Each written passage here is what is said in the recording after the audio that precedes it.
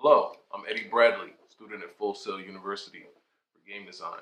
This is my master journey into audio game design and my master analysis of Temple Grandin. My journey starts as a DJ, learning how to become a producer, graduating from Full Sail with a recording arts degree, learning sound engineering, and then also learning sound design, which is leading me to my ultimate goal of becoming a game audio design master.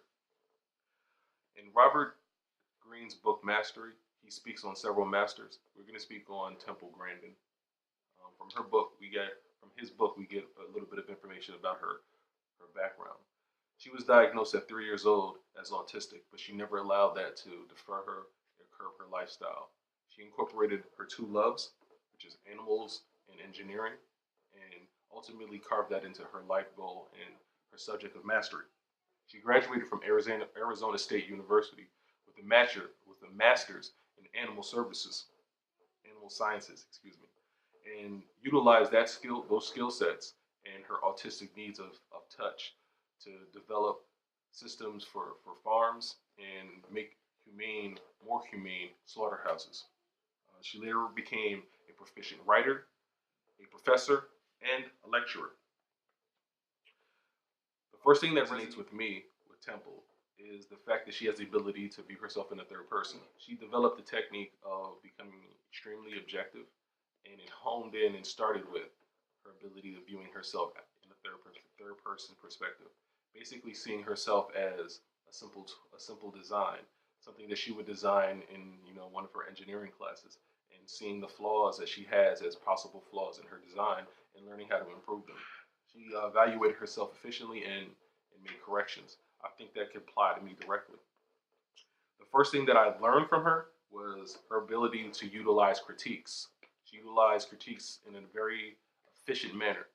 She stayed objective, also obtaining from that third person perspective, and took any criticism as a means and ways to improve herself. She took nothing personal and utilized all criticism and made the appropriate adjustments.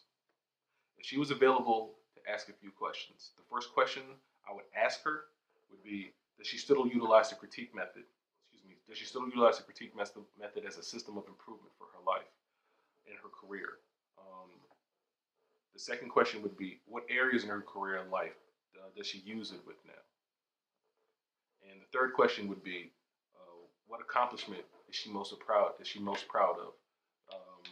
In Robert Greene's book, he talks of many things that she's overcome, one being autism. I just want to know what some of the things that she feels that she's most proud of. Also in Robert Greene's book, Mastery, he speaks of seven deadly realities. We're going to cover two of those. The first is envy. Envy is typically seen from a first-person perspective, being envious of something or someone.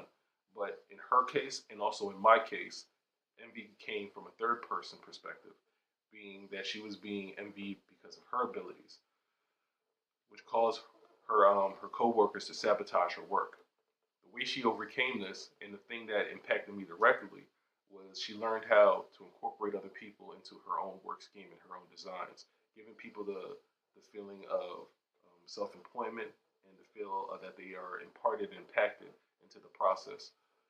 I think that's something that I can definitely take with me, because I'm going into something that is very team-oriented, and that's a skill set that I can definitely utilize.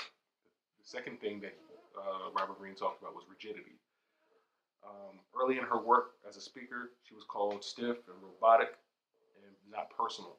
She solved this through the critique method and took the criticism and applied it and became an extremely proficient speaker, incorporating all types of humor and making things very personal.